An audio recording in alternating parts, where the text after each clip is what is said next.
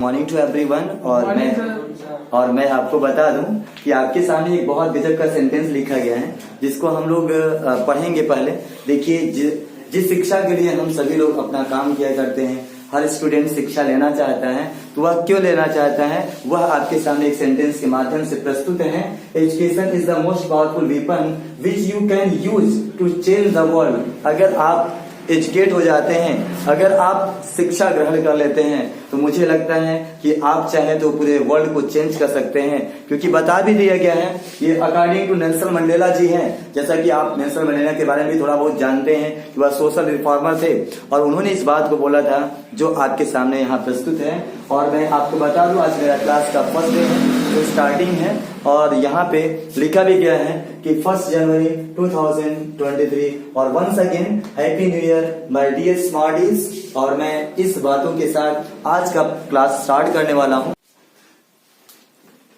हाँ देखिए, तो सबसे पहला काम मैं आपको बता दूं कि एक क्वेश्चन है जो आपके ब्लैक बोर्ड पे लिखा गया है और ये क्वेश्चन लगातार कंपटीशन के एग्जाम में पूछा जा रहा है। साथ ही साथ आपके भी एग्जाम में प्रॉपर आस्किंग है। और मुझे लगता है कि यदि आप देखे होंगे, कभी कंपटीशन के एग्जाम को देते हैं, तो प्रॉपर कहीं ना कहीं आप आस्क किया जाता है क्वेश्चन। देखिए क्या लिखा गया है। मैंने बताने की कोशिश किया है कि इस दुनिया में जितने भी बहुभुज होते हैं, उनके अंतःकोणों को ज्ञात करने की क्या सूत्र है और कैसे हम ज्ञात कर लेते हैं। तो यहाँ पर बताया गया, कभी कभी क्वेश्चन होता है कि त्रिभुज के तीनों अंतःकोणों का योगफल केवल और केवल क्या होता है, 180 अंश होता है। तो अगर कोई कह दिया नहीं 180 नहीं बल्कि 170 होता है, 170 अंश होता है, तो आप उसको किस माध्यम से बता सकते कि नहीं वह 180 अंश होता है। तो यहाँ मैंने ऐसा फार्मूला रखा है जिस सूत्र के माध्यम से, जिस फार्मूले के माध्यम से आप सभी प्रकार के जितने बहुभुज होते हैं उनके अंतःकोणों का योगफल निकाल सकते हैं। देखिए क्या लिखा गया सूत्र में, n भुजाओं वाले बहुभुज के अंतःकोणों का योगफल ज्ञात करने का या योग ज्ञात करने का सूत्र है। यहाँ पर n जो है भुजाओं की संख्या है, n-2 मल्टीप्लाई 180 डिग्री।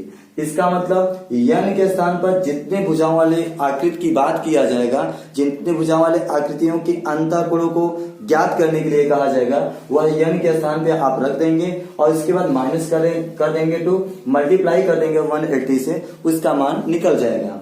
जैसे यहाँ मैंने ट्रायंगल बनाया है और ट्रायंगल के त्रिभुज या ट्रायंगल के तीनों अंतःकोणों का योगफल जो होता है 180 अंश होता है। तो इसको कैसे हम प्रूव करते हैं, तो यहाँ पर कोई भी ट्रायंगल होता है, उसके भुजाओं की संख्या कितनी होती है, उसके भुजाओं की संख्या 3 होती है। तो हमने क्या किया, यहाँ पे देखिए लिखा हुआ है त्रिभुज में भुजाओं की संख्या 3 होती है। तो मैंने एक एग्जाम्पल लिया है केवल ट्रायंगल का निकाल करके। तो ट्रायंगल के तीनों अंतःकोणों का योग ज्ञात करने के लिए क्या करेंगे, आप पहले अपना फॉर्मूला लिख देंगे n-2 मल्टीप्लाई 180। अब क्या करेंगे, n के स्थान पे हमारे पास यहाँ जो संख्या है वो 3 है, तो n के स्थान पे हम 3 लिख देंगे और माइनस कर देंगे 2 मल्टीप्लाई 180। अब यहाँ 3 में से आप 2 को घटा देंगे तो 1 आएगा और 180 मल्टीप्लाई के रूप में रहेगा।